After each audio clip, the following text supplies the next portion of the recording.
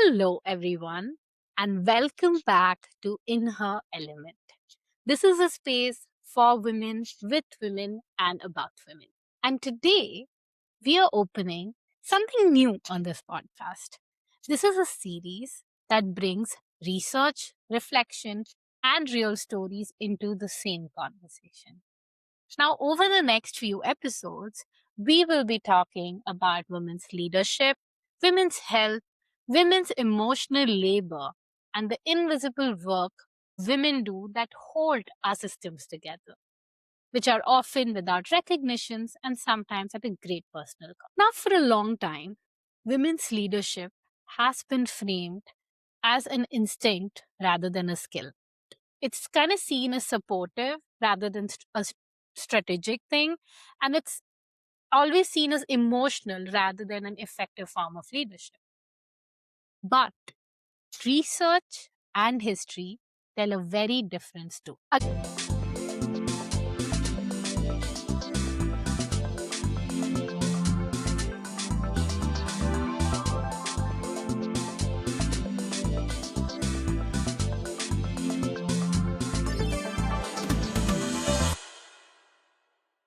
Again and again, when women step into leadership, we see patterns change. There is care that is paired with clarity. There is listening that is paired with action.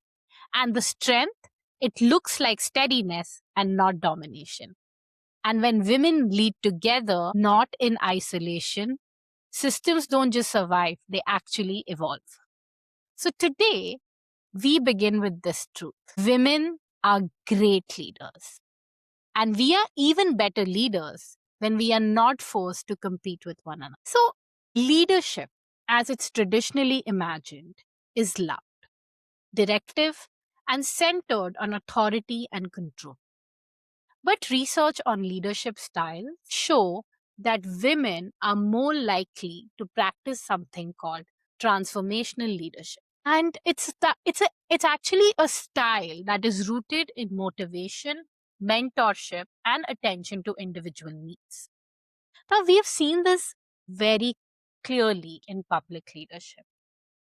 Think of Jacinda Ardern, the ex-Prime Minister of New Zealand.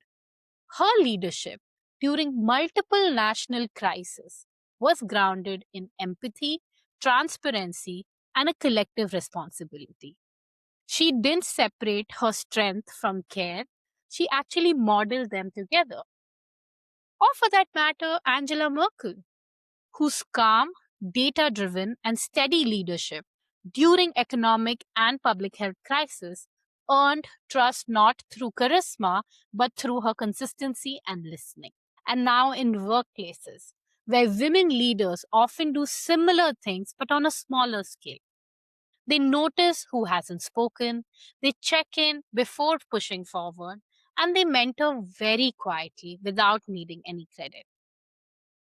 And research has actually shown that these behaviors aren't just nice, they are actually directly linked to a higher trust, better collaboration, and stronger performance. And let this resonate with you. Women's leadership often doesn't announce itself. It actually reveals itself in its outcomes. So here's something research is actually only just beginning to fully articulate, but women, we already understand it, that women don't just lead well individually, we actually lead collectively. Now look at women-led movements across history.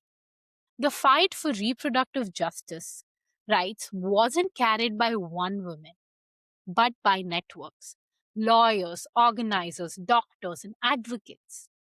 Ruth Bader Ginsburg often spoke about how progress cannot come from solitary brilliance, but from strategic alliances and persistence over decades. In the global education advocacy, Malala Yousafzai has repeatedly emphasized that change happens through collective action.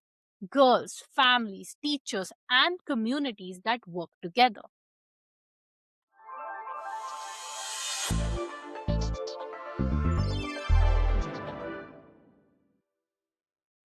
And bringing it back to research, Research on team dynamics actually support this. Women are more likely to foster shared leadership, collaboration, and mutual accountability. And teams that operate this way actually report way higher psychological safety and innovation. But many systems are actually designed to prevent this. There's only one seat at the table, only one women per leadership trial, one exception. And this scarcity model doesn't just hurt women, it actually limits organizations. Because when women are allowed to rise together, leadership becomes sustainable instead of being extractive. Now, let's name what happens when women are isolated. There is a very strong evidence for something called the glass cliff. Women are more likely to be placed in leadership roles during crisis when organizations are already failing. Now, often they are chosen for their empathy and relational skills, but they are denied the collective support that makes those skills effective.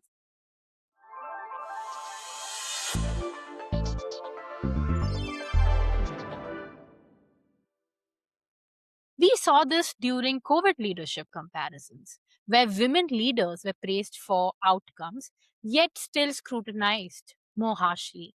Their decisions were framed as emotional rather than strategic. And within organizations, women are sometimes subtly encouraged to compete, to prove who's more competent, more agreeable, or more leadership ready. And research shows that this competition isn't natural, it's actually structural and it erodes trust. When women are pitted against one another, leadership can become very lonely. But when women support one another, leadership becomes resilient. Empathy is something that is often treated as something that women personally carry. But in all honesty, empathy works best when it's shared amongst peers.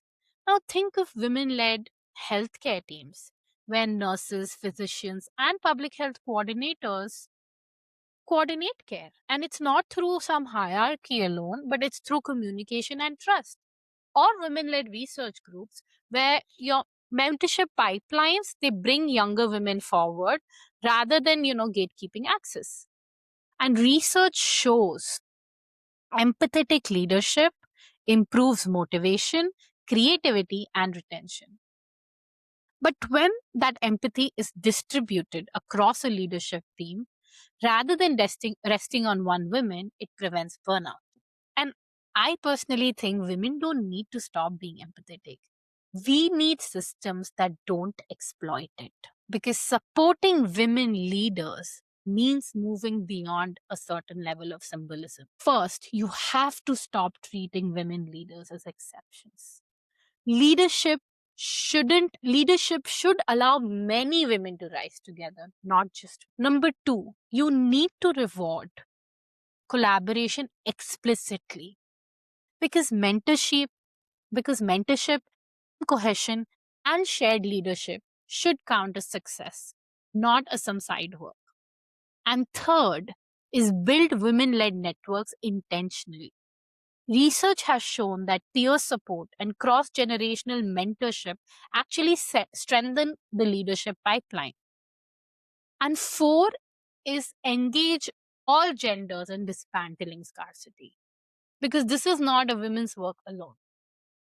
And for the women listening, leadership does not have to be solitary. You are allowed to bring other women with you. You are allowed to lead in circles, not just ladders. Let me tell you this women are not just capable leaders, we are builders of trust, we are the sustainers of system, and we are strongest when we lead together. And the future of leadership isn't about making it harder, louder, or more isolated. It's about creating cultures where care and competence coexist and where women are never asked to succeed alone. And if this episode resonated with you, ask yourself this: who are these women who lead alongside you? And how can leadership become something shared, not scarce. Thank you for spending time in your element and share this episode with the women you collaborate with, admire, or want to rise with. And I'll see you in the next episode. Take care.